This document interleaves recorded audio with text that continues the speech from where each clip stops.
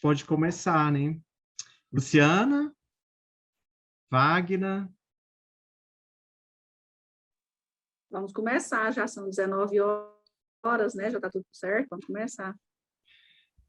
Então, eu quero dar as boas-vindas a todos que estão aqui participando conosco na nossa 6ª jornada de cuidados paliativos do Hospital Estadual Alberto Rassi. E ficamos muito felizes de ter a oportunidade de realizar essa jornada.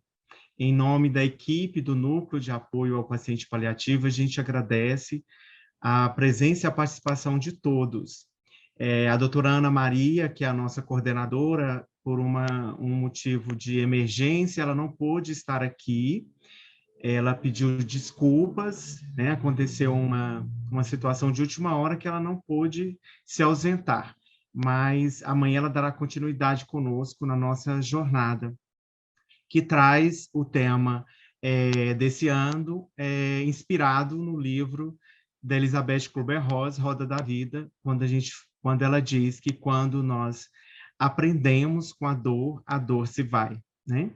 Então, para que a gente possa dar início na nossa noite de hoje, eu quero convidar a doutora Luciana. A doutora Luciana, ela é médica infectologista, acupunturista, é uma pessoa que inspira o bem, uma pessoa que semeia o bem, e ela vai mostrar a arte dela aqui para a gente, antes da gente passar a nossa fala para as nossas convidadas da noite. Eu apresentarei elas posteriormente. Mas eu quero, mais uma vez, quero agradecer a presença aqui da professora Silvana Maria Aquino, é uma referência para nós da psicologia e do movimento de cuidados paliativos, né? Agradecer ao hospital, né, que sempre nos dá o suporte, aos colaboradores, e eu quero agradecer em nome de toda a diretoria, ao Dr. José Cláudio Romero, que sempre nos dá apoio, sempre nos incentiva, e sempre nos dá a oportunidade de realizar o trabalho de cuidados paliativos dentro da nossa instituição, que hoje é uma referência dentro do nosso estado. Então, eu quero passar agora a fala e a oportunidade para a nossa querida Luciana Pinelli. Oi, Jimmy, boa noite. Boa noite a todos. Queria te agradecer, Jimmy. É um prazer poder estar aqui, ainda mais com esse tema. E eu acho que você não tem que me passar a palavra, não, né? Eu tenho que fazer uma outra coisa aqui, não é? Mas deixa eu te perguntar, 3 músicas, tá bom? Tranquilo? Vou fazer uma popular, uma clássica e uma alegre, para a gente finalizar com a mensagem alegre. Pode ser? Pode sim. Vamos fazer só um teste aqui, se o som ficou bom, por favor. Só o teste aqui. Vou fechar aqui, abrir um outro.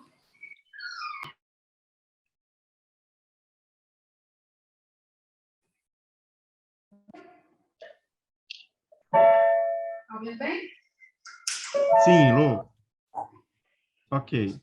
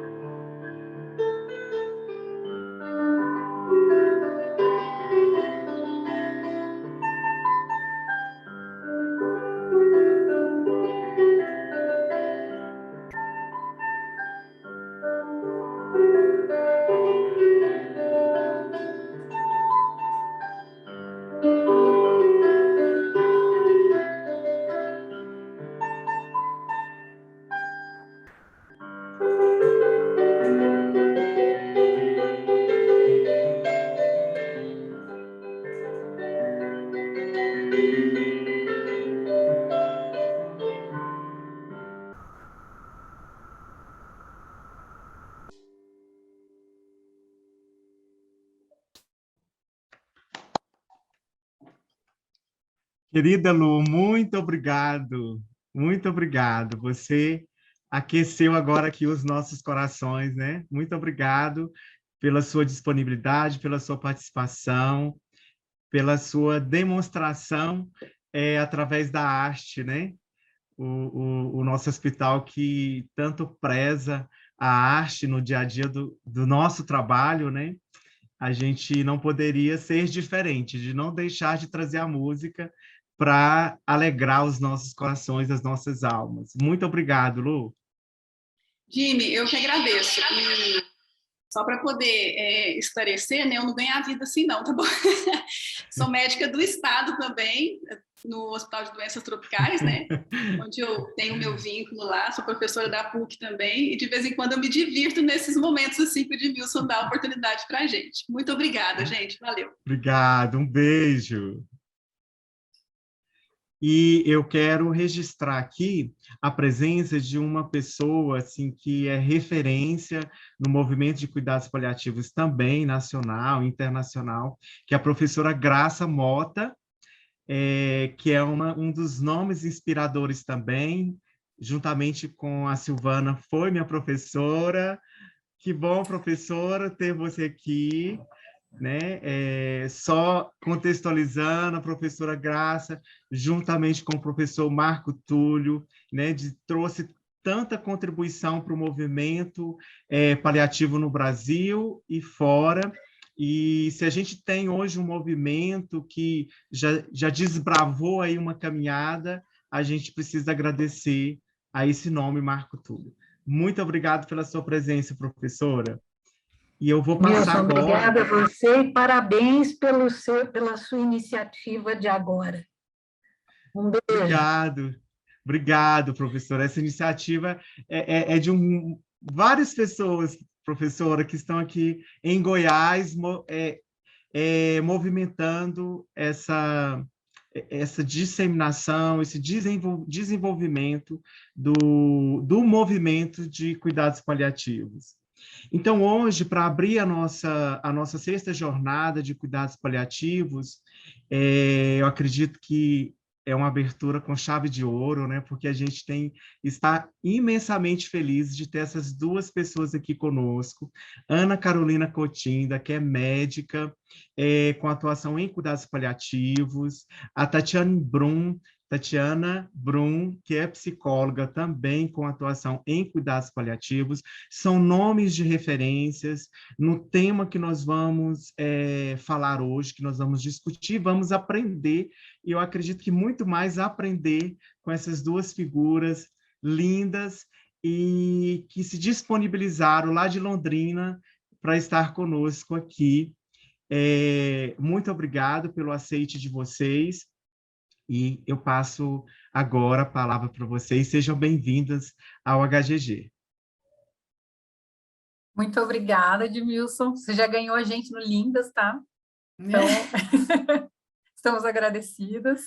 É uma honra, o convite foi extremamente bem recebido. A gente ama falar sobre terapia da dignidade, é um assunto que não dá para cansar. Então, para a gente é muito prazeroso estar aqui com vocês hoje. Muito obrigada pelo convite. Sim, com certeza. Muita honra e muita gratidão de estar aqui. A doutora Luciana, que abertura maravilhosa, como disse o Jimmy, aqueceu nosso coração, né? Nosso coração que trabalhou o dia todo. Mandei até uma mensagem no meio do caminho, falei, Jimmy, acho que eu vou atrasar. A gente chegou agora, né? E mesmo assim estamos muito felizes, né? Da pequena Londrina que tem esse campo para aparecer naquilo que a gente faz, né? Para ser reconhecida também naquilo que a gente faz, para vocês conhecerem um pouquinho do nosso trabalho. Eu acho que é isso que a gente queria mostrar, né? E a gente adora falar disso mesmo, né, Ana? Somos parceiras aí na aplicação da terapia da dignidade aqui já tem algum tempo. Estamos no meio de feras, né, cuidado paliativo, da Graça, da Silvana, meu Deus, e tanta gente nova que tem vindo e contribuído aí com esse trilhar desse caminho, né, da nossa área de atuação que a gente ama. Muito obrigada. Eu vou, então, começar a compartilhar com vocês uma tela, mas o nosso objetivo principal vai ser realmente uma conversa. Então, eu e a Tati, a gente faz essa aula juntas, então vocês vão ver que não vai ter uma parte só minha e uma parte só dela, a gente é meio tudo junto e misturado mesmo, e vocês podem nos interromper se tiver alguma dúvida, ou a gente responde todas no final, como vocês preferirem. Não sei como o Edmilson organizou a fala, mas por nós, se vocês quiserem falar no meio também não tem problema. Eu vou compartilhar com vocês, só vou pedir, por favor, para vocês me sinalizarem se ela está sendo compartilhada. Está, Ana? Está Está compartilhando? no modo apresentação? Não. E agora? Mudou? Não. Não. Também não? Mas está visível para a gente, só está com os slides do lado, né? Sim. Agora você encerrou. Não, eu encerrei porque eu vou compartilhar de novo aqui com ela direto na apresentação. No modo visualização, apresentação, né?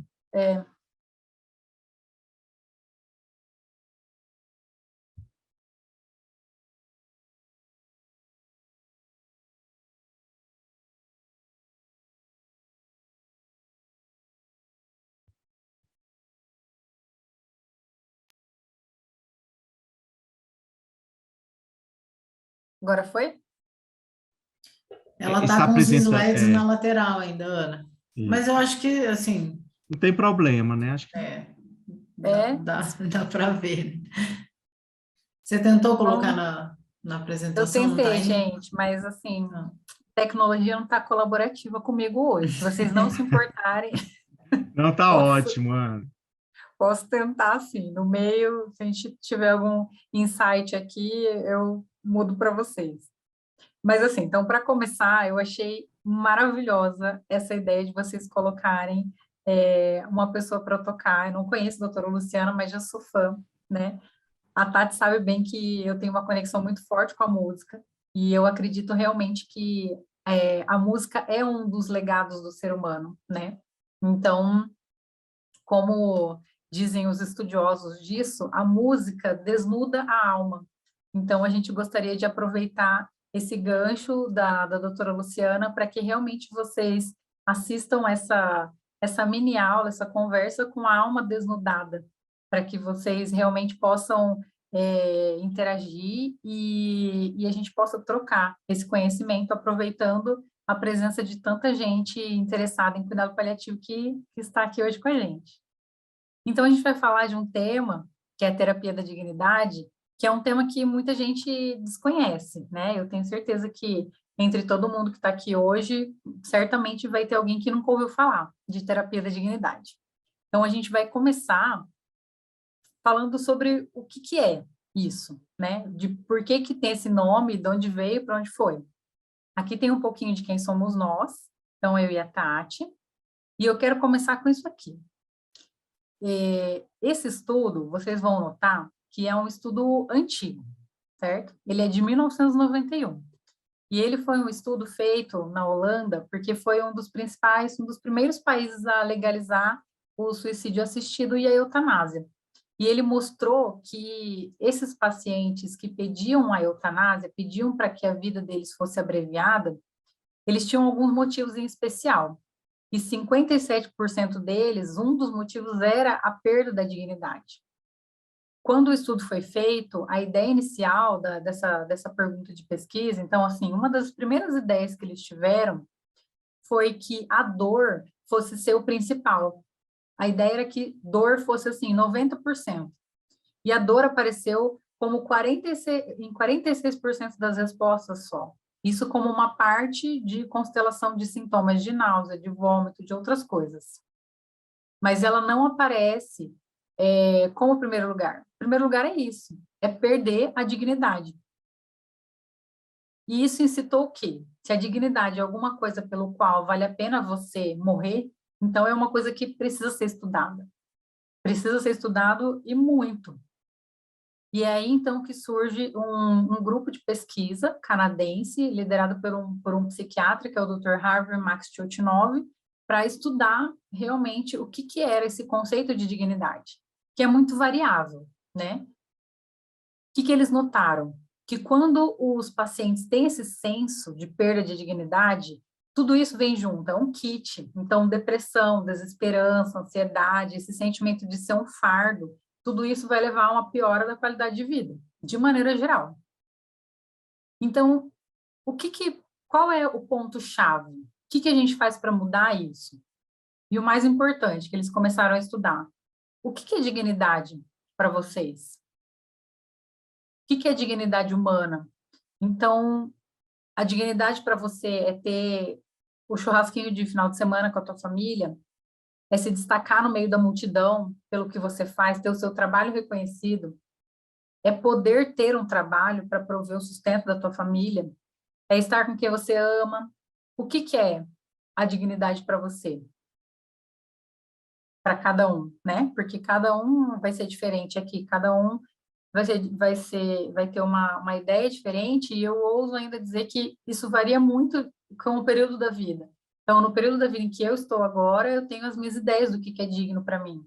Estar com os meus filhos, ter a minha autonomia preservada, mas quem sabe mais para frente isso mude. Antes de eu ter filhos, com certeza era diferente. Então, isso é muito mutável ao longo do tempo. E por que a gente está aqui discutindo isso? Porque a dignidade tem que ser o início. Dignidade tem que ser esse tapetinho por onde a gente vai passar para adentrar na vida do paciente, para adentrar no mundo do paciente. A gente está adentrando o solo sagrado dele. E o tapete de entrada dele diz: respeite a minha dignidade. Respeite quem eu sou. Respeite-me. Então, é por isso que a gente estuda isso, né? E é por isso que vocês estão aqui numa jornada de cuidados paliativos. Tenho certeza que todo mundo aqui acorda de manhã pensando em dar o seu melhor, em fazer o melhor. E lembrando que, como o professor Alexandre Silva, o enfermeiro, né, postou esses dias atrás no Instagram, eu achei maravilhoso, um gráfico que mostra que o seu melhor é diferente todo dia. Então, hoje o seu melhor está aqui, amanhã pode estar lá embaixo, mas ele continua sendo o seu melhor. E amanhã, e depois, e tudo bem, tá tudo bem.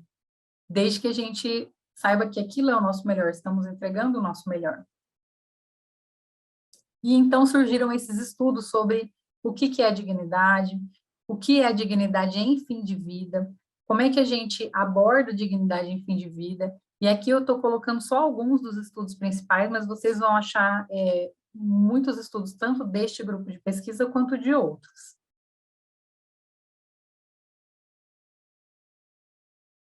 E aí, depois que esses estudos foram feitos, esse grupo de pesquisa do Dr. Chotnov, ele conseguiu montar de uma maneira bem simples esse conserving care.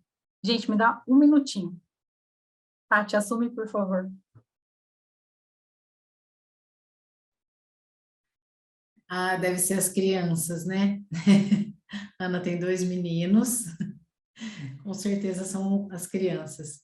Eu acho que, só para acrescentar algo que acho que é interessante a gente entender, que dentro da medicina, dentro dos cuidados com o paciente ao longo do tempo, agora a gente está retomando, né, pelo menos que eu conheço de uns 12, 13 anos para cá, desde que eu trabalho com cuidado paliativo, essa prioridade de se manter a dignidade do paciente, ou perguntar para ele aquilo que é digno para ele, né?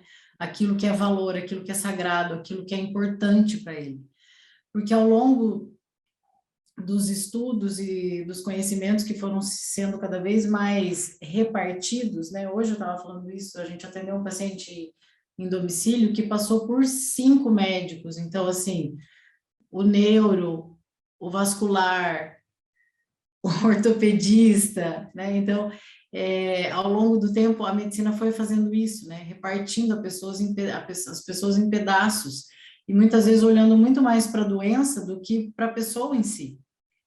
Né? E essa filha dessa paciente que eu estava atendendo me disse isso, assim, então, eu acho que esse médico ainda está muito focado no tratamento em si, porque a resposta da doença tem sido favorável, mas a minha mãe em si, ela não está conseguindo manter, por N problemas, por N situações, né? Físicas também, mas emocionais, espirituais, ela não está conseguindo se manter nesse tipo de tratamento. Paciente oncológico, né, que é, acho que eu e a Ana vamos falar quase que 100% desse mote, porque são as pessoas onde a gente tem mais experiência, né, no cuidado paliativo oncológico, e é isso, né, então, assim, essa retomada que o cuidado paliativo traz, de manter a dignidade, né, e aí vem, há pouco tempo, eu também conheço a terapia da dignidade há pouco tempo, foi a Ana que trouxe, quando veio de São Paulo, ela já aplicava na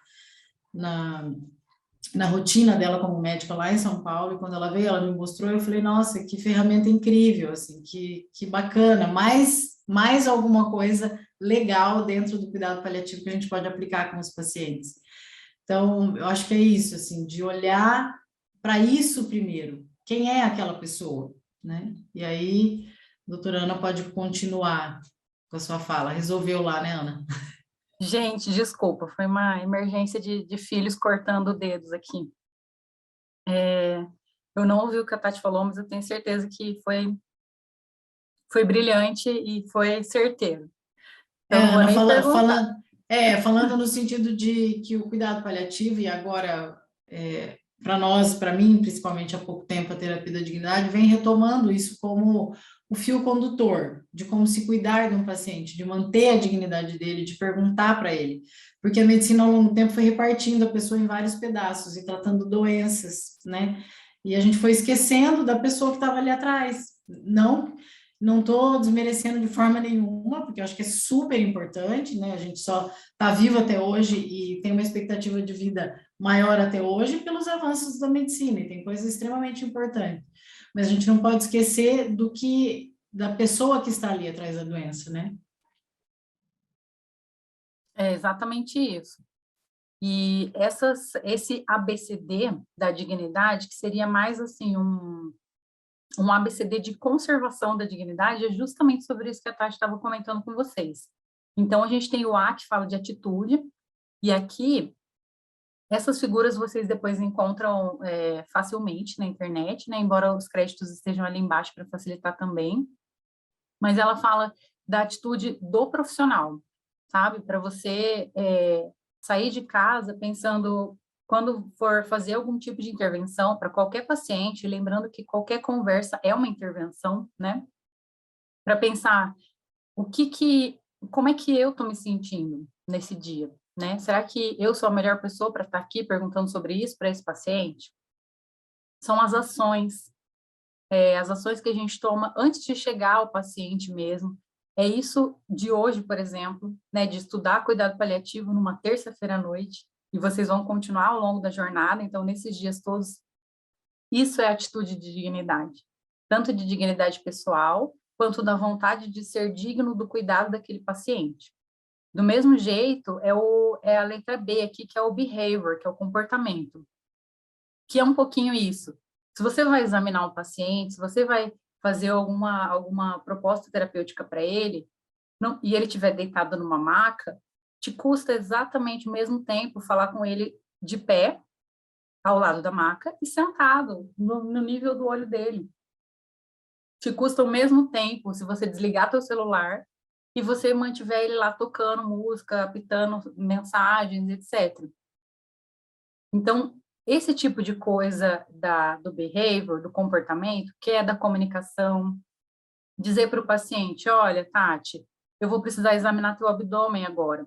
Tudo bem se eu levantar um pouco a sua blusa, te mantendo coberta para que eu possa examinar? O que custa a gente fazer isso? Para a gente nada, mas para o paciente é como se você dissesse, olha, eu sei que a tua autonomia está ameaçada aqui dentro do hospital, porque você não escolhe o que você vai comer, a hora que você vai comer.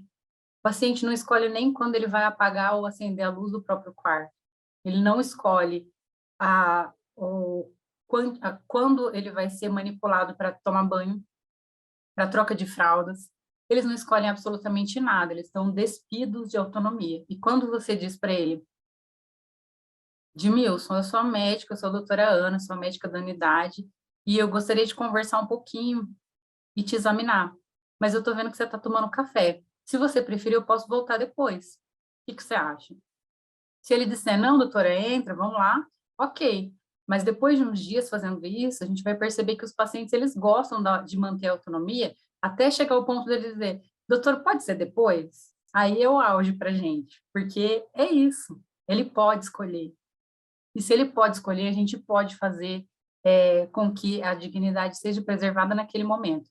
É um pedacinho? É um pedacinho. Só que para ele aquilo ali pode significar a internação toda. E aquilo pode mudar a percepção que ele tem de toda uma classe.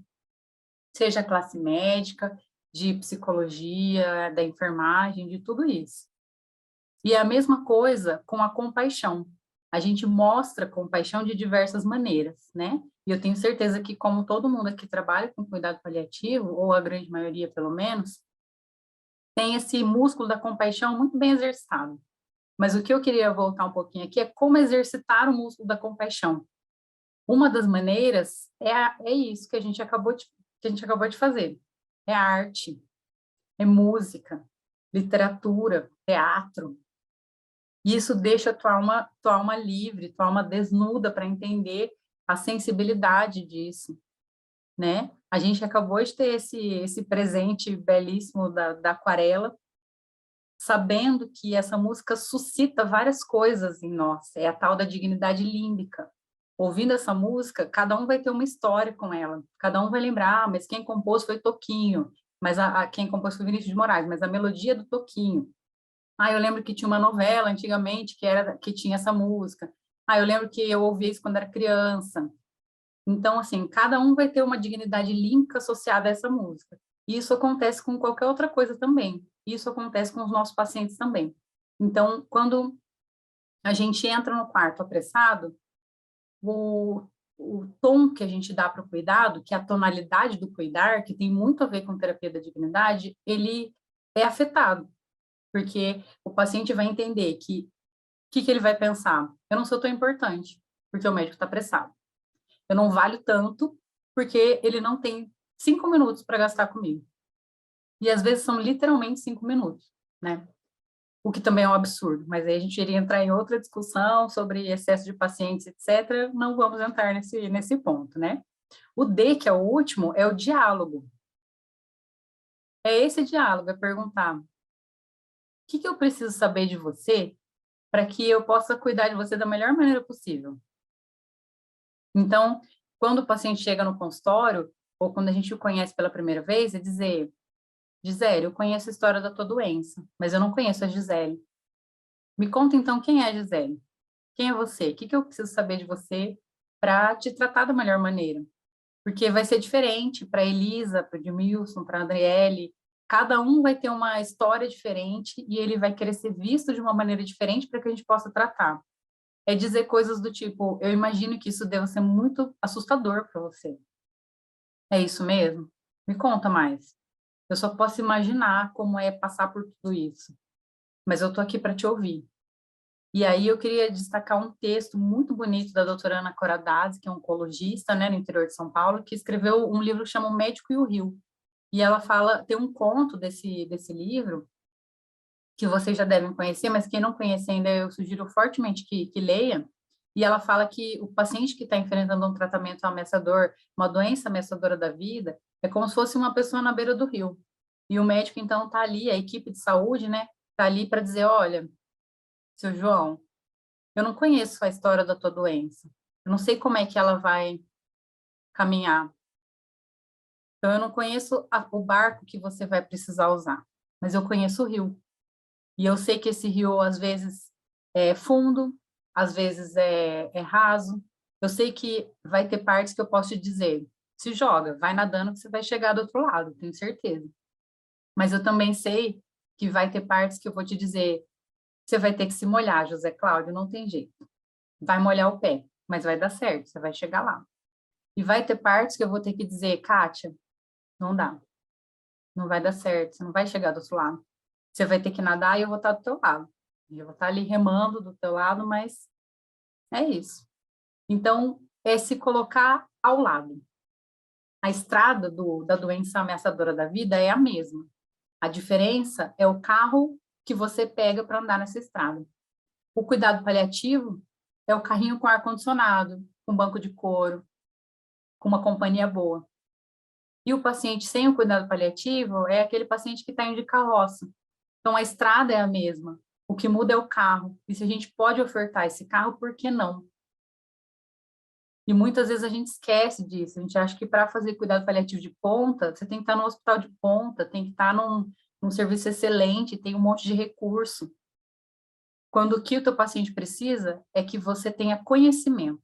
Cuidado paliativo é muito amor, é muito carinho, né, Tati? A gente frisa, bate muito nessa tecla. É muita compaixão, é muita empatia, só que também é muito tempo de traseiro na cadeira, é muito estudo, é muita evidência científica, é muito tempo assistindo simpósio, congresso, videoaula, é muito tempo lendo manual de cuidado paliativo, é muito disso também, porque quando chegar na hora de ser tratada, eu quero um médico assim também, eu quero um médico que me abrace e que pegue na minha mão, mas que saiba o que está fazendo, que saiba controlar minha náusea, minha dor, que saiba fazer cuidado paliativo. Então, existem essas diversas maneiras que a gente tem de preservar a dignidade. E uma delas é isso que a gente faz, e que a gente está aqui para falar para vocês, que é a terapia da dignidade. Então, terapia da dignidade, ela é uma psicoterapia breve, individualizada, a gente não costuma fazer com a família toda, é o indivíduo mesmo, e o objetivo é tratar uma das vertentes da dor total, que é o sofrimento emocional, a dor emocional, para fazer com que eles tenham esse significado de propósito, de que a vida valeu a pena, para os pacientes na fase final de vida mesmo. Então, como eu mostrei antes aqui, ela é uma... Desculpa. Ela é uma psicoterapia que foi validada. Então, são estudos, clinical trials, randomizados, controlados, provados que têm uma eficácia se for feito de acordo com esse protocolo. É bonito? É lindo, é maravilhoso. São suspeitas, né, Tati, para falar disso, mas é lindo e maravilhoso com ciência. Com consciência. Aqui são algumas das frases que os pacientes falam depois da terapia. Parece que um peso saiu de cima de mim, eu nunca falei nada disso para ninguém, mas agora eu vou falar, porque eles só vão ler depois que eu morrer. Então, é uma liberdade que o paciente experimenta de coisas que, às vezes, ele nunca pode falar. Os pacientes, eu não sei como funciona no hospital de vocês, né, na região de vocês, mas no nosso hospital, e diria no SUS, e vou além para dizer que é mais ou menos no Brasil inteiro, a maior parte dos pacientes é muito carente, né? Eles nunca foram ouvidos de verdade. Quando ele está na frente do oncologista, o oncologista vai dizer para ele qual é o diagnóstico, qual é o prognóstico, qual é o melhor tratamento, qual é a melhor linha de quimioterapia, se é a primeira, segunda, terceira linha, vai pedir os exames de estadiamento, e é isso. E eu não estou criticando. Oi, Tati. Na hora que você terminar, tem a Gisele, que está com a mãozinha levantada, tá? Acho que tá quer fazer bom. alguma pergunta. Tá, vou só terminar essa linha de pensamento. Então, assim, a gente não está criticando a maneira como os colegas fazem a medicina e a maneira como nós fazemos a medicina ou qualquer outro tipo de cuidado dentro da equipe interdisciplinar. O que a gente está pontuando é que a maior parte dos pacientes não tem a oportunidade de serem ouvidos mesmo, como pessoa. Esse paciente, por exemplo, falava que ele adorava livros, e agora ele tinha o livro mais especial do mundo, que era o livro que ele fez, ele escreveu e ele ia deixar como legado. A mesma coisa dessa ideia de legado, que é o que essa paciente falou, que depois que ela morrer, as pessoas iam ler aquilo e iam conseguir escutar a voz dela falando, lendo tudo aquilo. E a gente vai mostrar um pouquinho disso para vocês. Gisele, pode falar, por favor. Boa noite, Ana. Boa noite, todo mundo. Eu tenho uma dúvida. Em qual momento que você utiliza a terapia da dignidade? Né? Porque fala assim, fase final de vida. E cuidado paliativo, a gente sabe que é o paciente que tem o diagnóstico de uma doença ameaçadora. Então, em qual momento que vocês fazem isso na prática de vocês? Obrigada. Excelente, Zélia. E você deu um spoiler aqui do próximo slide, que é justamente esse aqui, os critérios de elegibilidade. Então, os pacientes têm que ser adultos. Hoje, a gente tem uma pesquisa sendo desenvolvida pelo Dr. Miguel Julião, de Portugal, sobre terapia da dignidade com adolescentes. Então, ele validou um protocolo de perguntas, né, para 12 a 18 anos, se eu não me engano, mas ele tem estudado isso com adolescentes. Eu e Tati temos algumas experiências também com adolescentes, mas, a princípio, o protocolo original são pacientes de 18 anos ou mais, lúcidos, que não tenham nenhum impacto cognitivo, seja por delírio ou alguma outra coisa, que sejam fluentes na língua que a gente está fazendo a terapia, e a doença tem que ter um prognóstico menor que 6 meses de vida. Por que esses 6 meses, sabe, Gisele? A gente notou, e isso é da nossa prática mesmo, que quando a gente faz a terapia da dignidade muito precocemente, quando o diagnóstico acabou de ser dado, seja de esclerose lateral amiotrófica, seja de diagnóstico oncológico, seja um diagnóstico de demência precoce ou doença incipiente, demência incipiente, os pacientes não têm a percepção de que eles vão morrer, sabe? Eles não têm esse insight, né, Tati, de que a morte está mais próxima do que eles imaginam. Então, a Sim. terapia da dignidade fica rasa, eles não É. conseguem atingir a profundidade necessária. Vocês vão ter o contato com as 12 perguntas, Gisele, e pessoas. Eu estou vendo só a carinha da Gisele no momento, que é minha tela aqui. E aí é tentador você tentar fazer para você, sabe? Mas é muito difícil se imaginar naquela situação. Isso é real mesmo, né? É porque você se colocar no mundo sem a sua própria existência. Como é que vai ser? O que que você falaria para... Então, é projetar um futuro sem a sua existência física aqui. Então, é difícil mesmo, né? Agora, quando o corpo está debilitado, em franca decadência, né? Está se consumindo pelas doenças, é aí que a gente entra, sabe? É nesse momento. Eu acho que era bem essa resposta, talvez, que você queria ouvir, né? Assim, de que momento e para quem? Então, assim, não é para todo mundo, não são todas as pessoas que se beneficiam, né? A gente, quando começou, eu e a Ana, a gente, ai, vamos fazer, e a gente entendeu que não são todas as pessoas que querem, né? Que algumas pessoas se angustiam de pensar naquilo, algumas pessoas tiveram um prognóstico maior do que a gente achava, e aí, enfim, a gente vai contar um pouquinho das nossas experiências aqui nesses quase 3 anos, mas é isso, não é panaceia, sabe? Todo mundo tem direito ao resgate da sua dignidade e manter a sua dignidade, mas a aplicabilidade, ela tem um porquê, né? Isso que a Tati falou é muito importante, porque, assim, a terapia da dignidade, ela é uma ferramenta de resgate da dignidade e criação de um legado, mas ela precisa ser uma ferramenta. Significa que, assim, todos os pacientes têm o direito de manter a sua dignidade, mas nem todos eles vão precisar da terapia da dignidade para fazer isso. Então, a gente tem que ter milhares de outras ferramentas. Uma delas é a terapia. Se eu não puder fazer a terapia da dignidade, eu preciso poder fazer outras coisas, né? Preciso poder fazer uma intervenção de psicoterapia que não seja breve, que seja uma psicoterapia mais longa mesmo. Às vezes, a gente precisa fazer reuniões familiares para acertar algumas arestas. Às vezes, o que o paciente precisa é do serviço social, porque quando ele começa a fazer a terapia da dignidade, ele começa, mas eu queria deixar a casa da rua X para o meu filho tal. Mas eu tenho joias que eu quero deixar para o fulano. Eu gostaria de deixar a minha aposentadoria do INSS. Então, assim, são coisas de testamento, não de terapia da dignidade.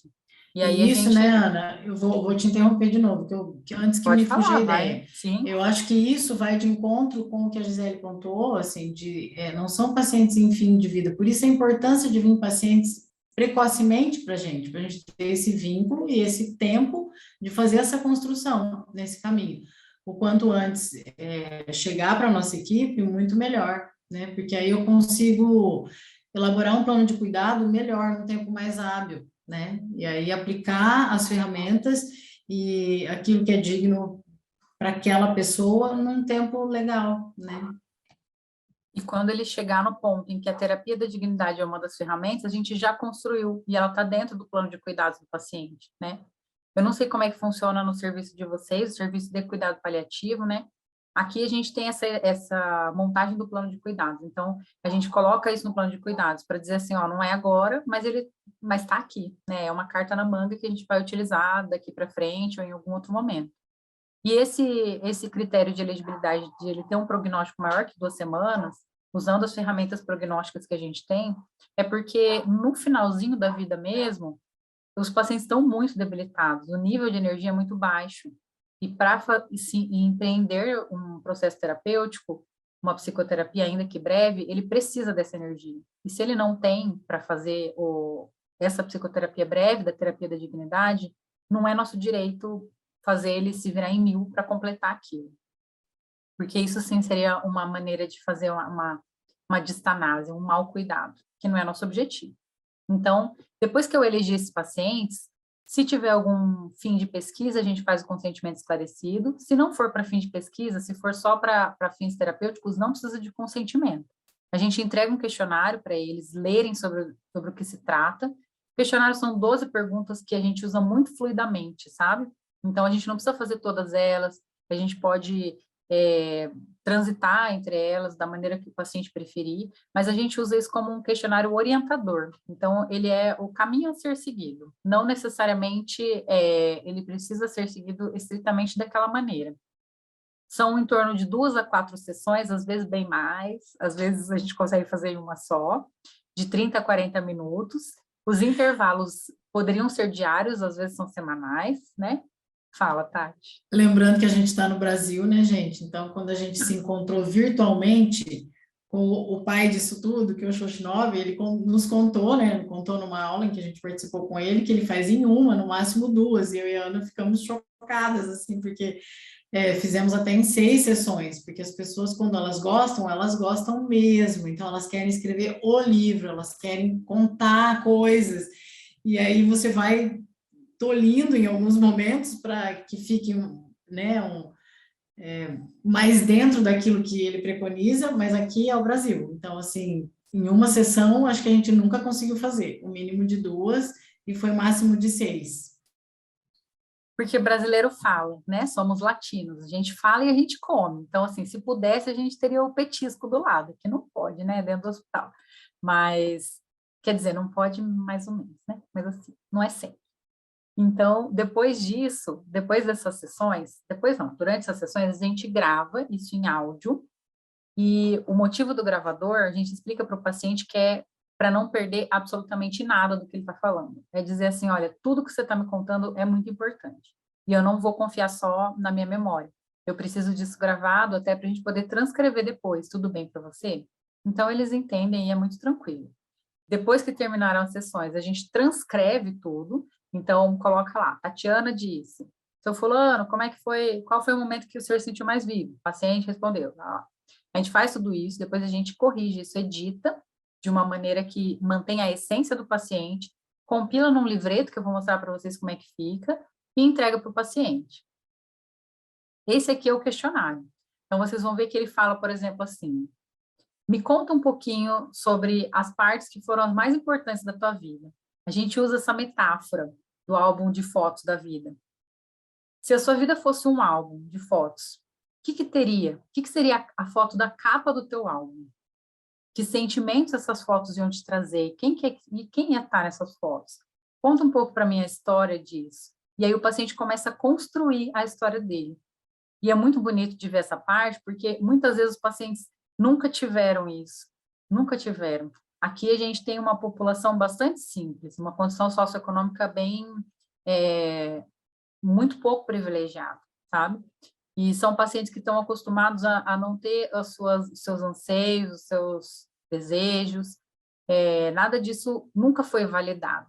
Então, quando alguém diz para ele assim, me conta da tua vida, a maior parte deles começa assim, doutora, eu fiz o diagnóstico há 2 anos, eu comecei a tratar, e aí a gente tem que falar, eu conheço a história da tua doença, eu queria conhecer a tua vida, me conta um pouquinho, como é que foi a tua infância, como é que foi a tua adolescência, como é que foi crescer na sua cidade, como é que foi isso? E aí eles vão destravando, e eles vão começando a revisitar a história deles. Então eles choram no meio, por lembrar de alguma coisa específica. Quando eles lembram de alguma coisa, a gente teve, por exemplo, um paciente que gostava muito de pé de moleque. E aí, quando ele falou do pé de moleque, que a avó fazia, a gente falou, que gosto que tem esse pé de moleque? Nossa, era muito bom, era crocantezinho na borda, de vez em quando ela errava a mão, ficava puxa, e ela ficava muito brava, mas eu amava aquele puxa, parecia uma bala de caramelo. Então, assim, isso é a dignidade límbica, isso a terapia da dignidade faz, ela resgata essa memória, ela resgata esse lugar feliz, porque o paciente pode estar em fase final de vida, numa cama de hospital, mas naquele minuto, naquele momento, ele era só o moleque de 14 anos, no caso dele de 9 anos, comendo pé de moleque torrado, que ficou bala de caramelo puxa. E isso não tem preço. É clichê falar, né, que não tem preço, mas não tem. Não tem. A gente devolver esses pequenos momentos, que às vezes na vida daquela pessoa foram um dos únicos momentos. A gente tem um privilégio de ter vários momentos bons, mas tem paciente que não teve. A gente já fez terapia da dignidade, que a terapia toda foi a paciente contando sobre como ela era abusada pelo marido. Abusada emocionalmente, abusada fisicamente, sexualmente, e a terapia toda dela foi isso. E no final da terapia é que ela conseguiu enxergar, então, que teve algum momento bom. E o único momento bom que ela contou pra gente foi quando ela ganhou um Passat vermelho de um dos patrões dela, e ela começou a vender roupa. E aí ela conseguiu algum dinheirinho para poder comprar alguma coisa tanto para ela quanto para os filhos. Então, a capa da terapia da dignidade dela foi o Passat vermelho. E eu queria que a Tati contasse um pouquinho da devolutiva.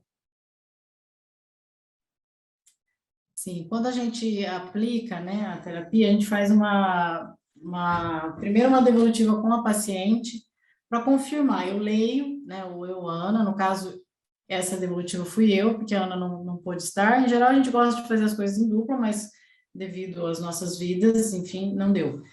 Então, eu fui fazer a devolutiva para ela, né, de confirmar com ela se era aquilo mesmo. Até porque nos incomodou muito aquela história de vida tão pesada, e aquilo ia ficar registrado no livreto, né, no livro, no legado dela, que ficaria provavelmente para os filhos. E ela já tinha indicado uma pessoa, caso ela falecesse no meio do processo, que seria a filha mais velha dela, que ela gostaria que ficasse com a cópia. E aí, nesse tempo, eu perguntei várias vezes, vamos deixar assim mesmo? Doutora, pode deixar assim mesmo, porque a minha vida foi essa e os meus filhos acompanharam tudo isso aí. Então, não tem nada de novo para eles. Essa foi minha vida, não vai afetar ninguém, pode deixar assim. Mas aquela parte que eu falei, minha irmã pode tirar. Então, assim, algo que não tinha nos chamado a atenção, ela achou que não seria legal e aí tirou. E isso que era as ugly stories, que a gente fala até no curso, né, que a gente dá, que são as histórias feias que aparecem, todos nós temos, e que são muitas vezes pesadas, para ela, ok, né, e ficaria tranquilo.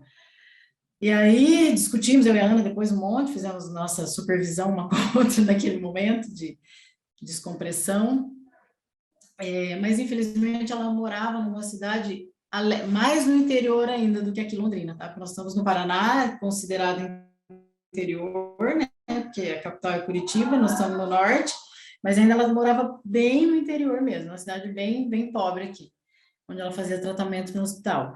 E ela acaba sendo internada, então, lá e falece lá na cidade dela. Não, a gente não conseguiu, com tempo hábil, de transcrever, mandar fazer edição e tudo mais, imprimir, e aí a gente ligou, ela tinha falecido lá. Ela teve alta do nosso hospital e faleceu lá na cidade dela. Então, a filha falou, não, mas eu estava esperando muito isso. Ela falou para eu ir até aí e buscar que vocês tinham um livro sobre a vida dela, e eu quero muito esse livro. E eu também que fui entregar, então, para essa menina, para essa moça. E quando ela chegou e eu fui ao encontro dela, ela disparou num choro, assim, ela falou, o Passat vermelho, como é que vocês conseguiram isso? Óbvio que não era o Passat, não era a foto original, era uma foto da internet, mas a gente entendeu que aquilo para ela era o sagrado dela, porque a partir daquilo ela conseguiu se libertar dessa relação, ela conseguiu criar os filhos com muito sacrifício, muito, muito pobre, mas ela tinha muito orgulho da mulher que ela tinha sido a partir dessa atitude. E a filha sabia de toda essa história, então ela ficou muito emocionada, folheou, quis ler, ela falou, olha, as irmãs da minha mãe estão esperando esse livro lá, e eu estou muito grata, muito emocionada, ela ficou muito feliz de fazer isso. Antes de morrer, ela me pediu que se alguém do hospital aí de Londrina ligasse, era para eu ir buscar o livro dela, e não imaginei que a capa seria essa, porque isso aqui salvou a nossa vida, né? Isso quer dizer a vitória dela na história dela e na nossa também, né? Com isso, minha mãe me ensinou isso, aquilo. Então, foi uma devolutiva, como quase todas, muito recheada de emoção, assim, a gente tem muito... A gente gosta muito de contar do Passat de vermelho, porque foi uma das mais intensas, assim, pra gente, né, Ana? Sim, para eles e para nós também. Para eles e para nós. Então, é isso que a terapia da dignidade promove, sabe? Ela promove esse resgate de vida. E isso vai ser passado para outras gerações. É muito interessante porque eu sei que tem bastante psicólogos assistindo a gente, então, assim, o que você trabalha com o indivíduo, a psicoterapia daquele indivíduo, normalmente, claro que vocês vão ver o reflexo disso nas relações interpessoais, mas a priori é para aquele indivíduo. E a terapia da dignidade, ela não é só para aquele indivíduo, ela consegue extravasar essas barreiras, ela vai suplantar, então ela pode ser, pode ajudar na construção do luto de toda a família. E o que a gente vê na prática é que isso realmente ajuda bastante. E aqui é como é que a gente faz isso. Então, nós temos um enorme privilégio de ter uma salinha onde a gente pode utilizar para fazer isso, mas a gente também faz terapia da dignidade beira-leito, a gente também faz em outros ambientes, a gente também faz em domicílio, e o documento que a gente elabora é esse aqui. Então, ele fica nesse formato de livretinho.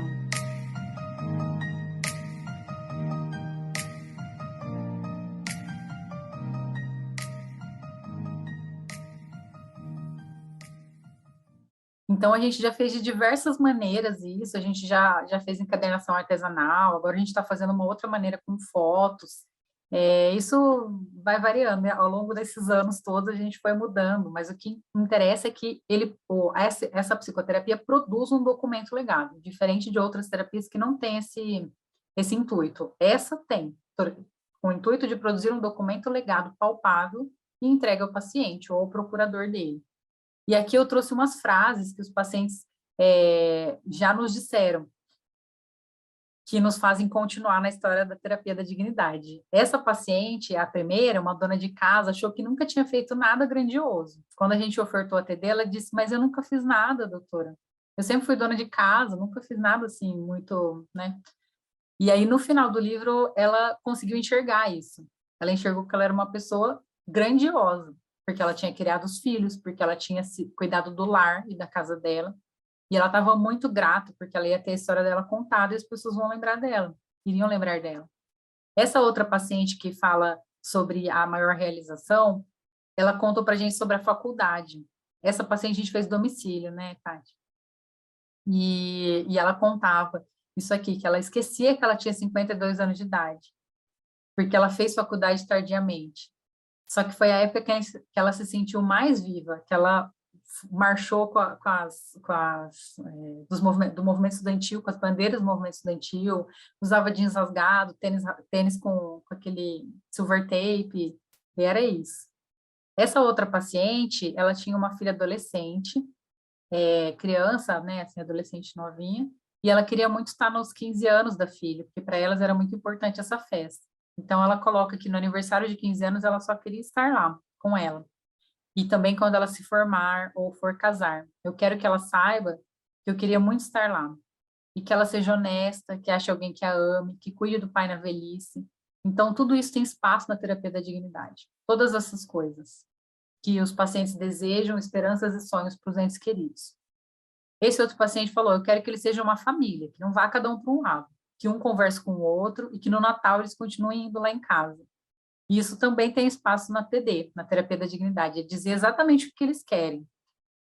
E quando a gente começa as perguntas de legado final, de assim, o que você aprendeu com essa doença que você gostaria de ensinar para as outras pessoas? E essa paciente falou, a minha doença fez eu aceitar as outras pessoas cuidando de mim, fez eu aceitar que as coisas mudam e que a gente tem que aprender alguma coisa com essa doença. Então, são momentos assim que eles compartilham com a gente, e é um privilégio mesmo ouvir isso da boca dos pacientes, né?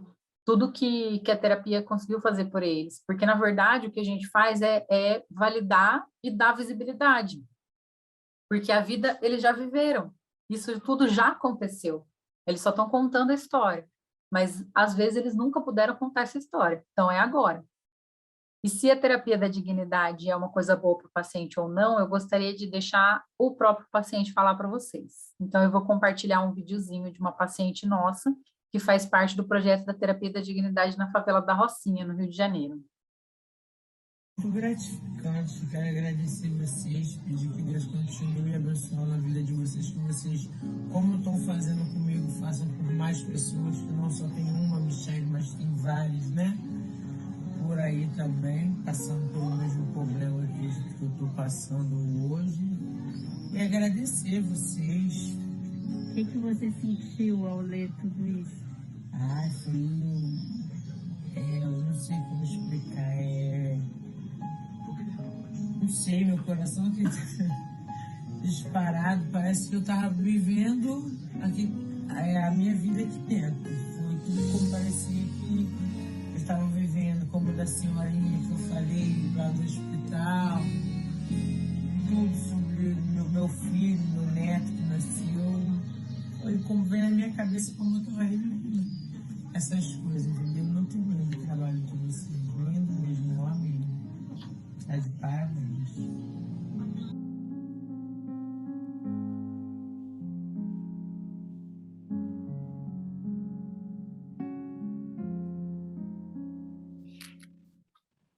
Então, isso é um pouquinho do que a gente faz. E se vocês quiserem, eu já estou terminando, Edmilson, prometo. Não sei quanto tempo a gente tem, mas eu sei que deve estar meio estourado. Existe um livro do professor Turchaninov, chama Final Words for Final Days. Ele não tem tradução em português ainda, infelizmente, mas é um livro que dá para comprar pelo Amazon, é bem tranquilo. E é muito lindo de se ler, a gente recomenda muito. Então, para acabar, juro, tá? Esse é o penúltimo slide. O que a gente gostaria de dizer para vocês é o seguinte, que a terapia, ela nos permite tocar a alma do paciente, sabe? Nos permite tocar, assim, o que é mais sagrado para eles. E é muito bonito quando a gente consegue fazer isso de maneira assertiva, e a gente vê o que isso causa.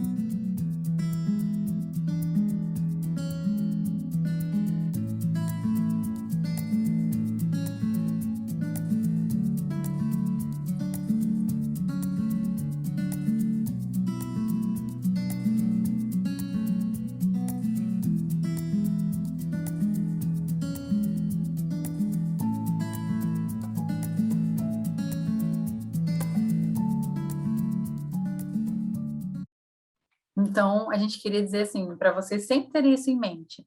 A história da vida do paciente, ela é imensa. A gente conheceu ele aqui no finalzinho. Estou conhecendo só um pedacinho da história dele. Não conheço o resto.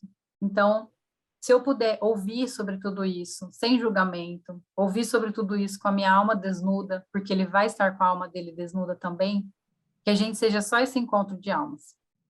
Que a gente não seja médico-paciente, psicólogo-paciente, enfermeiro-paciente, físico-paciente. Que a gente seja só um ser humano junto com outro ser humano. E lembrar que o sofrimento humano, né, como já diria Cicely Saunders, só é intolerável quando não tem ninguém cuidando. E a gente pode cuidar. E a gente deve cuidar. Então, muito obrigada por compartilhar um pouquinho com vocês sobre como a gente tem cuidado dos nossos aqui. E incentivar vocês a fazer a mesma coisa. Porque é uma técnica que é facilmente reprodutível em qualquer lugar. Eu deixei os contatos nossos ali do lado, para quem quiser perguntar alguma coisa diferente, quem lembrar de perguntas depois, né, fora daqui, a gente está à disposição. E muito obrigado pelo tempo de vocês e por nos escutar e compartilhar com a gente. Obrigada, gente. A gente tem muito orgulho de fazer o que faz, muito carinho, e eu acho que a gente se cura mais do que o paciente, muitas vezes, né? A gente se cura junto com eles. E a cura vai muito além da cura da doença, né? A cura das histórias, porque a gente também tem histórias feias, né? Todos nós temos, e naquele momento da terapia da dignidade, onde vem tudo isso, o que fica é o que fica de bom, né, Ana? A gente vê essa do Passat Vermelho, que é uma das histórias muito tristes que a gente ouviu, mas como ela ficou bem, como ela ficou feliz, a intenção da terapia é essa. Passa por aquele momento de dificuldade, de emoção muito forte de relembrar, mas o que extrai no final, o que está ali no documento legado, é para que a pessoa parta, mas parta bem, com orgulho da pessoa que ela foi, né? Com aquilo que foi importante para a história dela, né? Com aquele mundo que ela viveu e que vai muito além da doença. Muito obrigada, gente. A gente fica à disposição.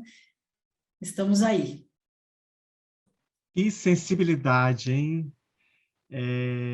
O quão profundo toca a gente em saber que a gente pode também tocar a dignidade dessas pessoas, né? A Ana falou assim que muitas dessas pessoas, a primeira vez que elas têm essa escuta, né, tão empática, tão disponível, é justamente nesse momento em que elas estão encerrando as histórias delas aqui, né? E aí eu me recordo de um paciente que ele falou assim, ele era caminhoneiro e ele faleceu com a gente, vitimado por um câncer. E aí ele falou assim, a primeira vez que eu realmente me senti cuidado foi aqui com vocês, né? Então, resgatar, dar essa dignidade para essas pessoas em final de vida, e isso é muito gratificante, é muito bonito, isso fala, como a Tati falou, eu já chamo de Tati, desde o primeiro momento, né, Tati? Isso alimenta a nossa alma, né? Parabéns para vocês duas, nós somos, assim, eternamente gratos pela disponibilidade de vocês em mostrar o trabalho de vocês, trazer conhecimento para nós, despertar interesse em querer cuidar mais das pessoas, né? A gente tem algumas perguntas aqui. Eu vou só procurá-las. A Nayara fez uma pergunta, ela quer saber sobre o artigo, onde ela pode encontrar o artigo. Aqui, o artigo que você apresentou, né? Acredito que Tem foi algum isso. em especial, Nayara, que você precisa? Ou todos eles? Nayara, você pode falar? Ou você escreveu aqui? Ela está dizendo que é o que estava no slide, Ana.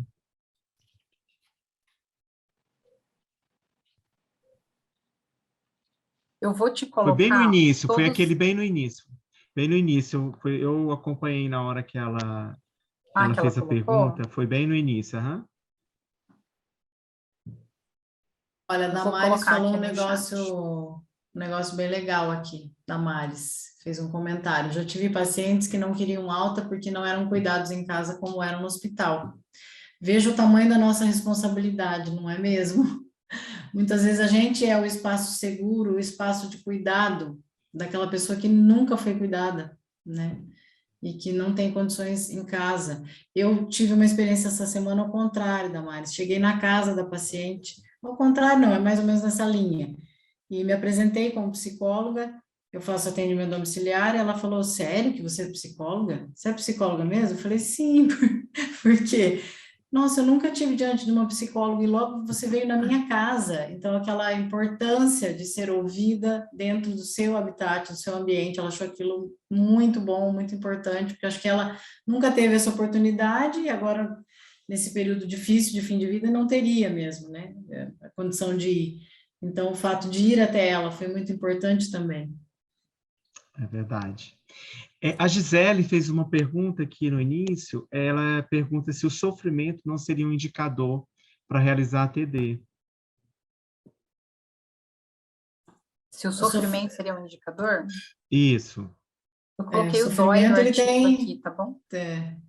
Desculpa, tá? Pode falar. Não sei, a Ana pode até me ajudar aí, né? Assim, o sofrimento, ele tem diversas dimensões, né? Então, quando a gente faz... Eu e a Ana, a gente usa muito um termo não combinado, mas que eu acabo falando, e ela também, que é pescar o paciente, sabe? Então, assim, na nossa carteira de pacientes, a gente olha, todos estão sofrendo de alguma maneira, né? Física, emocionalmente, espiritualmente, é um momento de sofrimento, alguns com mais intensidade, outros com menos, mas é um momento de sofrimento. Então, fica muito amplo, assim, pensar, o sofrimento, ele está ali, pairando na vida daquela pessoa.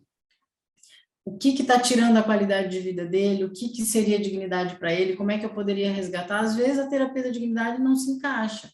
Às vezes seria apenas a minha conversa ou a conversa da Ana, ou a atuação médica, né, no controle de sintomas físicos, né, a gente não pode esquecer que isso é prioritário, né, ninguém com uma diarreia, com vômito, com dor, vai conseguir conversar com um psicólogo, nem com enfermeiro, nem com nutricionista, nem com médico, né, então isso tem que vir em primeiro lugar. Então, o sofrimento em si, lógico que é, assim, a gente pode eleger como algo importante, mas você precisa conhecer o paciente, sabe? Conversar, escutar, né? Apurar a sua escuta ali, o que que tem, será que seria interessante essa terapia nesse momento para essa pessoa?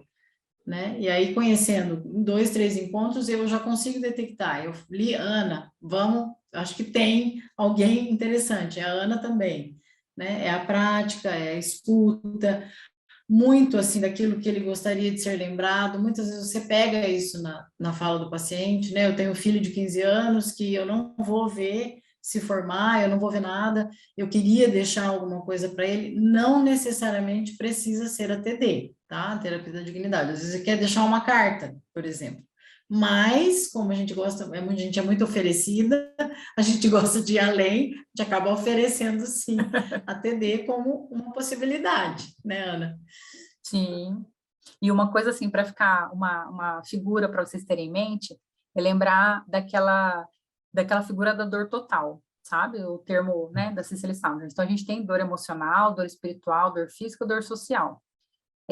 Apesar de ser uma figura que a gente representa na maior parte das vezes como representando fatias iguais do bolo, isso não funciona assim. Então, não é 25% de dor social, 25% de dor emocional, 25% de 50% de cada um. Então, para cada paciente, isso é mais proeminente numa esfera, num domínio de dor. Para os pacientes em que o domínio de dor maior é a dor emocional, a terapia da dignidade cabe muito bem. Mas como a Tati comentou, tem paciente que o domínio da dor física é imensamente maior naquele momento. Então, se o paciente tem uma obstrução intestinal maligna, está com vômito fecaloide, eu não vou chegar para ele e falar, olha, eu sei que o senhor está vomitando cocô, mas eu tenho uma intervenção breve de psicoterapia. Então, assim, não funciona. A gente precisa ter esse feeling também.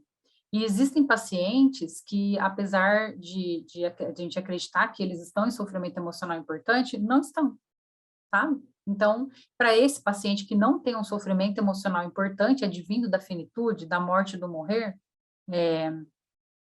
a terapia da dignidade não tem sentido naquele contexto. Então, a gente pode usar outras ferramentas de resgate da dignidade, talvez a preservação de papéis, de autonomia, mas não a terapia. E está tudo certo, está tudo bem. Lembrar também que, para alguns pacientes, o sofrimento maior é o sofrimento espiritual. E embora a terapia da dignidade tenha muito de resgate de religiosidade e da espiritualidade como um todo, do sagrado, ela não é uma ferramenta para endereçar sofrimento espiritual, existem outras, muito melhores. Então, isso é muito mesmo uma questão de prática. Por isso é que existem cursos para que vocês se tornem terapeutas da dignidade. Existe muito estudo por trás disso. Não é só a boa vontade da gente fazer. Claro que a boa vontade conta muito, sim. Mas não é só isso. A gente precisa de toda essa carga de cuidado paliativo anterior. A gente precisa de muito autoconhecimento. A Tati que eu diga, porque ela sofre muito, assim, com a minha conta transferência, com tudo que eu preciso, tudo que eu preciso, eu vou atrás dela para desabafar, para dizer, Tati do céu, você viu aquilo? Então, assim, a gente tem essa parceria. Por isso que é importante quando vocês, e a gente espera muito que vocês façam, né? Que vocês façam TD, que vocês tenham essa parceria com alguém para chorar as pitangas depois, ou antes ou durante, o que também acontece. A professora Grácia está perguntando se vocês já publicaram sobre o trabalho de vocês. Se sim, se podem disponibilizar o link? A gente fez uma publicação só como relato de caso, num evento paranaense, mas eu e Tati somos essencialmente da assistência, né? Então a gente realmente pecou nessa parte de produção científica, que a gente agora não mais, né, doutora Ana? Agora não mais. Ela está participando desse grupo, aí também a Gisele perguntou se conhece algum grupo de pesquisa de TD no Brasil. Tem um grupo em Barretos, no Hospital do Amor, tá? E a Ana agora é mestranda nesse grupo, já tem um mês que você está na aula, por aí, né? Então agora está participando. Um grupo de pesquisa. Existem algumas pessoas que estudam a terapia da dignidade no Brasil, então tem gente em Fortaleza, em Salvador, e os principais pesquisadores estão em Barretos mesmo, ligados ao Hospital de Amor, na Fundação Pio XII, e fazem parte do GPQOL, que é o Grupo de Pesquisa em Qualidade de Vida, do Dr. Carlos Paiva e da doutora Bianca Paiva. São pessoas excelentes. Eu tive a enorme honra e o prazer de ser aceita como orientanda deles, da doutora Bianca, e agora sim é que a gente vai começar, então, a produzir os ensaios clínicos randomizados controlados em terapia da dignidade. Então, ele já tem um estudo em andamento lá em Barretos, a gente vai iniciar o estudo agora em Londrina, e um outro grupo que pesquisa TD também, não é do Brasil, mas só para citar para vocês, é o grupo do Dr. Miguel Julião, de Portugal, que tem muita coisa boa, e o grupo do próprio professor Totinova. Ele fica na faculdade de Manitoba, de Manitoba, isso, no Canadá, e ele tem publicado bastante também, ainda, né? Então, são as referências que eu consigo passar para vocês agora. Certinho, obrigado. Acho que A ele doutora está com a Elisa, mão levantada. abre seu áudio. Abri. Isso. Ana, Tatiana, nossa, muito envolvente tudo isso, né, Jimmy? Demais da conta, a gente fica imaginando os pacientes que a gente está lidando na ala e quantos de ontem, né, já não precisaria. Então, realmente. Mas uma coisa que me chamou a atenção é que, ao mesmo tempo que parece simples, no sentido de você se despir de protocolos, de técnicas, né? Como muita coisa em cuidado paliativo, você se dispor a sentir ser um ser humano na frente de um outro ser humano. Ao mesmo tempo que tem essa simplicidade, não deixa de ser extremamente complexo, e o que eu fiquei pensando aqui era o que você tinha acabado de falar, Ana, como eu iria lidar com a minha conta transferência. Então, essa capacidade de atuar a terapia de dignidade, entender os princípios, entender para quem eu vou usar esse instrumento, favorecer algo para aquela pessoa que realmente seja um legado para a família, que ela vai deixar, para quem ela entende que é importante ela deixar, para ela mesma. Mas o quanto é difícil a gente não se envolver com essas histórias, porque é um momento que você vai se despir, você das suas capacidades. Por exemplo, eu sou médica, então quando eu vou falar, abordar um paciente, comunicar, ao mesmo tempo, por mais que eu tente naquele momento ser a Elisa conversando com o João, ser a Elisa conversando com a Maria, eu estou pensando em que eu vou prescrever para ele.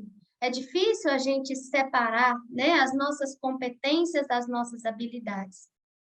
E na terapia da dignidade, o que eu entendi é que você precisa se despedir disso, né? E aí você fica totalmente envolvido e totalmente vulnerável à contra-transferência, muito mais do que no dia a dia, na lida com cuidado paliativo. E, ao mesmo tempo, aparentemente parece simples, mas se você não tiver toda uma bagagem de entendimento da proposta de cuidados paliativos, você não consegue fazer. E talvez a gente só consiga perceber isso, a dimensão, a complexidade, a dificuldade, quando você realmente lida na prática, né, com o cuidado paliativo. E aí porque quem não lida, com todo respeito àquelas pessoas que tem eu gosto, eu me envolvo, mas eu não lido, muitas vezes tem uma visão muito superficial do que é abordar a complexidade de um ser humano, né? E quanto mais você estuda e faz isso, você se sente cada vez menor diante daquele ser humano que você está na frente dele. E aí a morfina, a midazolam é só um detalhe, né? Então, eu fiquei realmente pensando que eu vou precisar fazer uma terapia comigo para lidar com as contratransferências. E da mesma forma que a Tati ajuda a Ana, o Edmilson não vai me aguentar. Olha, eu vou ter que falar antes da Ana, porque agora mexeu Vou me calar. Peraí. Tá? Depois a Ana fala. Eu acho assim, Elisa, eu vou puxar a sardinha para o nosso lado, né, Jimmy? Assim, a gente precisa nos cuidar. Então, o que eu e a Ana temos, assim, eu não faço supervisão psicológica com ela de forma nenhuma, a gente faz pequenas trocas, mas ela tem a terapeuta dela, eu tenho a minha, a gente se cuida, né, fora daquele ambiente, porque isso é extremamente necessário. Você disse algo muito interessante, não tem como não se envolver, e não tem mesmo, né? Eu também sou ser humano, isso passa por mim, muitas vezes passa por histórias semelhantes ao que eu estou vivendo, ao momento de vida que eu estou vivendo. Então, a terapia é o nosso recurso, né? Ah, mas eu não tenho tempo, eu não tenho... Então, faça movimentos de autocuidado, para que você se mantenha inteira, né? A regra básica da máscara do avião. Primeiro você, depois o outro, senão a gente não vai conseguir ajudar ninguém. Então, lógico que o Jimmy pode fazer essa parceria com você, suga ele aí no que você conseguir, tá, Jimmy? Jogando você no fogo. Nunca mais ele me convida para nada. Mas eu acho que é super legal, porque assim, o que a Ana fala? Porque ela não tinha ideia o que era contra-transferência. Então, quando alguém fala algo que ela queria interferir, eu deixo ele falar, entendeu? Porque isso é muito do médico, né? Assim, são mais objetivos, vamos lá, tal. Então, eu tentava, Ana, ó, quem sabe isso, mas isso não é supervisão, isso era um acolhimento, troca. Ela também me acolhe nas minhas angústias, mas o meu cuidado tem que ser fora e tem que ser priorizado, né? Então, assim, eu acho que eu precisar de terapia, vai mesmo. Faça sua terapia, se cuide primeiro, né? Para poder cuidar bem. Com certeza. Uma coisa que Ô, é muito Tati, legal a gente ter em mente... Ah, desculpa, Edmilson, pode falar. não, é rapidinho. Ô, Tati, você tem a Ana Carolina, eu tenho a Elise e a Ana Maria. Aí são duas me sugando aqui. Não, meu filho, a Ana Carolina é uma, eu tenho mais umas 3 por aí. Eu não sei como que o Jimmy é gordinho, ele devia ser magrinho, porque a gente... Suga, né? Aí, Ana, pelo menos isso você podia fazer por mim, também sugar e me deixar magra. Fica a dica, né? Mas é porque eu levo uns docinhos para ele para compensar. Ah, fica a dica, Tatiana, tá vendo? O que eu ia comentar, Elisa, é que, assim, a contra-transferência, ela vai ocorrer, né? Não tem como não ocorrer, isso faz parte, é inerente do processo todo. E é por isso que a gente frisa muito essa questão de que precisa de técnica para fazer terapia da dignidade. Ela é uma ferramenta, assim, se a gente pudesse colocar uma escadinha, como a gente faz com o opioide, a terapia da dignidade está lá junto com o fentanil, com o terapêutico intervencionista, lá no 3º, 4º degrau, né? Não dá para fazer terapia da dignidade sem conhecer cuidado paliativo muito bem conhecido, e de preferência sem ter uma experiência em cuidado paliativo muito bem arraigada e muito bem solidificada. E usando a inspiração de vocês para essa jornada, né, a doutora Elizabeth Kubler-Ross, ela fala exatamente isso, que você precisa aprender a deixar o sofrimento passar através de você. Ele não é teu, você não vai reter esse sofrimento para você. Você precisa deixar ele passar através, ele fluir através de você. Então, quando ele passa, ele não tem como passar incólume, a gente vai se sujar, digamos assim, né?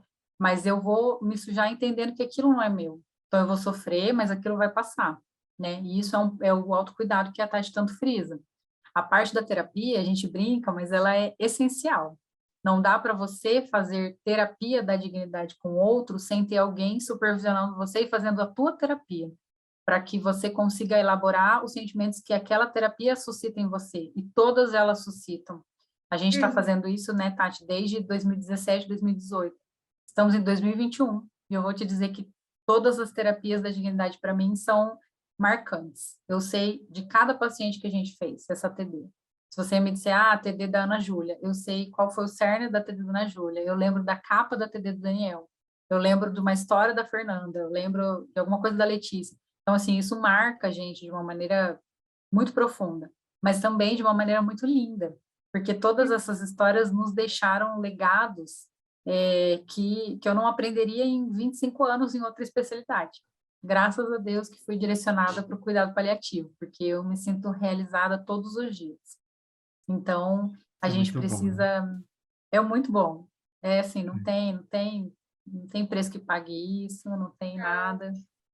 O paliativista não é o mais bem pago do mundo, né, Elisa? A gente sabe bem disso, a gente escolheu uma parte meio ali da medicina, mas a gente recebe isso, vida. Cuidado paliativo é sobre vida, né? Com certeza. Muito mais... Eu sempre falo que se algum dia na vida eu não ser médica, pode ser que algum dia eu não queira mais ser médica, encontre outras saídas, eu fiz cuidado paliativo, né?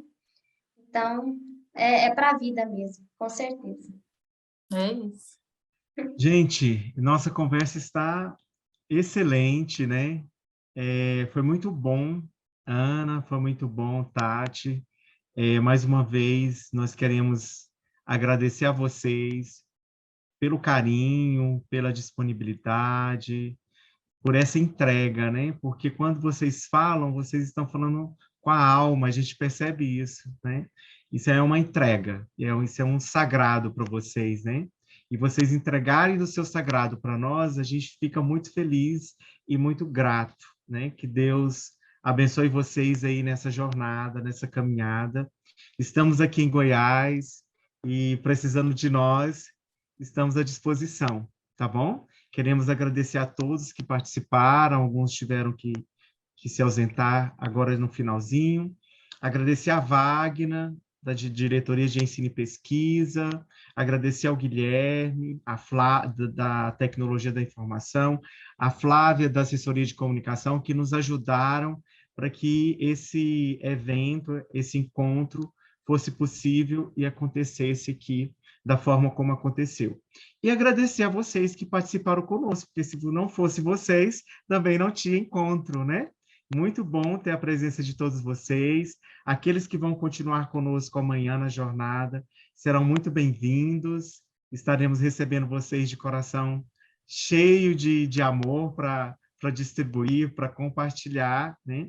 E em nome da doutora Ana Maria, a gente agradece, tá, Ana e a Tati, vocês.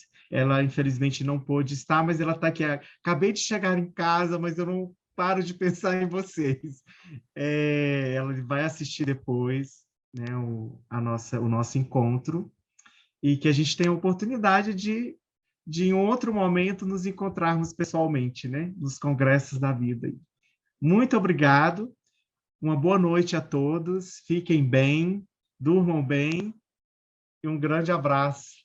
Viu? Fiquem em paz. Obrigada, Tchau. boa noite para todo mundo, gente. Boa Boa noite. noite.